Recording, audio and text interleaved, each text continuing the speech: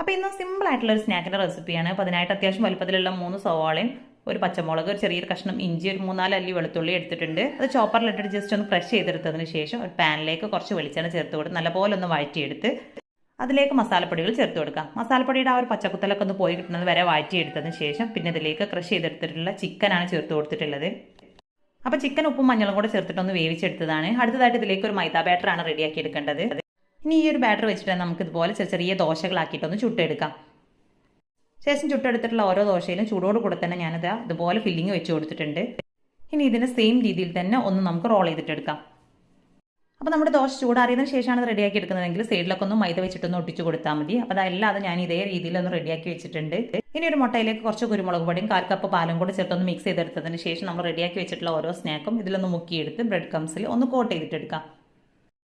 ഇനി നമുക്ക് ഡയറക്റ്റ് ആയിട്ട് നല്ല തിളച്ച എണ്ണയിലിട്ടിട്ട് ഇത് ഓരോന്നും ഫ്രൈ ചെയ്തിട്ടെടുക്കാം. അപ്പോൾ സിമ്പിളാണ് ഇത് റെഡിയാക്കി എടുക്കാനായിട്ട്, കഴിക്കാനായിട്ട് നല്ല ടേസ്റ്റുമാണ്. അപ്പോൾ ഇതിൻ്റെ ഇൻഗ്രീഡിയൻസ് ഒക്കെ ഞാൻ ക്യാപ്ഷനിൽ കൊടുക്കാം കേട്ടോ. അപ്പോൾ അത് പുറംഭാഗം നല്ല ക്രിസ്പിയും ഉൾഭാഗം നല്ല സോഫ്റ്റ് ആയിട്ടുള്ള നല്ല അടിപൊളി സ്നാക്കാണ് നമുക്കിവിടെ കിട്ടിയിട്ടുള്ളത്.